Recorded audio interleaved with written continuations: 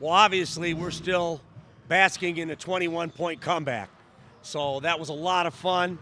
The energy in the building was incredible. Just want to thank all our fans that come to Viejas to support their Aztecs for all their help, helping us get back into that game and getting over that hurdle to get a victory. Coaches don't sleep at night when they give up 15 threes, and they sleep less when they're playing a team that just hit 17 in their last game. So we're playing a Wyoming team that's coming off 17 threes and a victory, and we have to find a way to not be giving up that many threes if we want to continue to have success. With that being said, we'll put 2 days of work in, and we'll get ready for a 5 o'clock tip against a very good, well-coached Wyoming basketball team. What have you seen from Wyoming's leading scorer, the transfer Obi Agnew, and the success he's having this year? Yeah, he's a shot creator. You know, you're not, I think, second in the conference in scoring without being able to create your own shot. So they run a lot of good stuff for him. He comes off a lot of ball screens, but at the end of the day, he has an ability to create space, which good guards do. So you guard him well, he can still create space late in the shot clock, separation, and then get a three up anytime he wants. So he's a dangerous player, and we'll have our full attention on Saturday. You've been pretty good against defending the three all season. I mean, the teams are shooting very low percentage. What do you think specifically happened in that game? I think they got red hot, San Jose did, and we weren't playing them as three-point shooters. We know they can shoot, but they are attack players off the dribble. And so we were there on some closeouts, but we wanted to be gap help, take away the bounce, take away the paint, and they shot a lot of threes in, so we had to adjust the game plan. So they played incredibly well offensively, and it's a credit to us to hang in there and to come from 16 down in the second half to find a way to win. It was one of those games where all of a sudden they fumble the ball, end up in a guy's hands, and he'd make a three. Usually as a coach, you shake your head, and man, we're going to have a tough time winning this, because every shot that seemed to find their hands went in. But to our credit, we fought all the way to the end and found a way to get a victory. Is it atypical that you talk postgame about how you played like 3 different defenses against San Jose State to try to eventually figure out how atypical is that over the course of the season to have to switch your defense that often? Usually we have plan A and then we have a plan B if it doesn't work. Rarely do we go to plan C. That's what we had to do. We had to find a way to stay in the game. And to their credit, they were really good.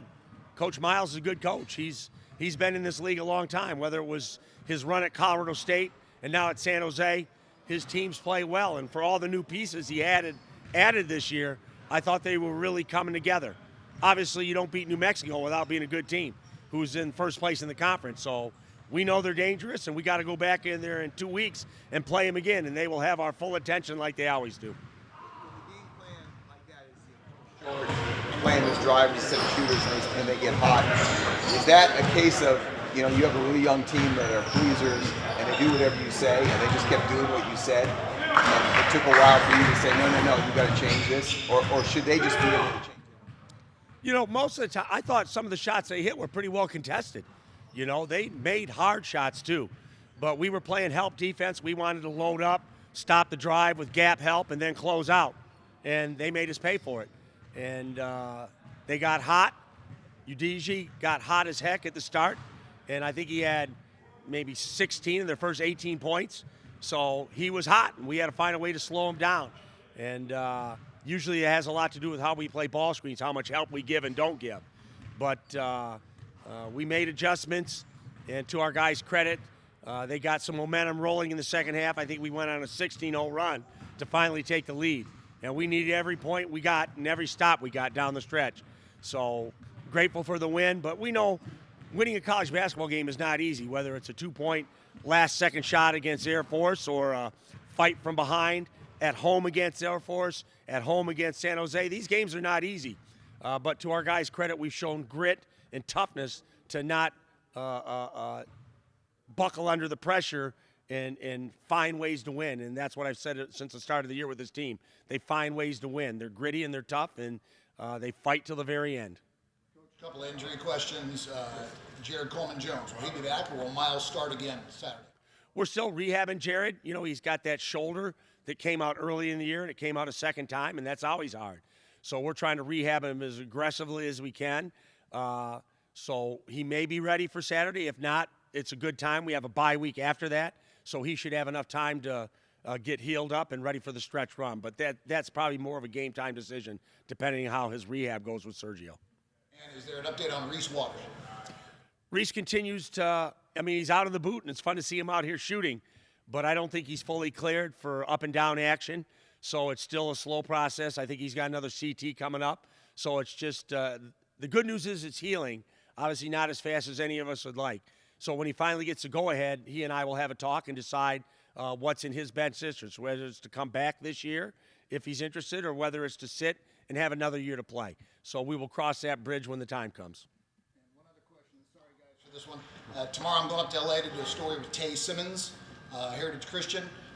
Wanted to get your thoughts on what Tay brings to the court.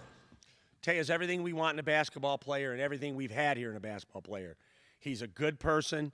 He's an excellent student. And he's a hard-minded basketball player with the best basketball ahead of him. So Tay's a great off-the-dribble attack player. He's making threes, and he's an elite rebounder. So we're excited to have Tay in the program and look forward to nothing but great things him in the future. And do you know much about the high school that he's currently going to? Yeah, I watched him play earlier in the year. He's got a good team. It's fun. He's got a younger brother that plays some, so it's good to see he and his younger brother on the court together. And you know, we're just excited that the success they're having as a team. I know he's well coached. I know the team plays well together, and that will only make him a better freshman when he gets here, being well coached the way he is. You've talked about needing like a natural rebounder, just has instinct and nose for the ball. Is that the kind of player Tay is? Yeah, Tay's an exceptional rebounder. You know, I think he's probably about AG size, you know, and he really pursues the ball. He has a nose for where it's going. And they say in coaching, you know, you can work with rebounders, but you have to recruit a rebounder, a guy that knows how to rebound. And Tay seems to have great instincts of finding the ball. Any thoughts on the younger brother also coming down here to San Diego State years down the road? Well, hopefully we give the older brother a great experience where the younger brother will want to come. So, yeah, we'll recruit the younger brother too, but I can't get into that because I can't talk about our recruiting.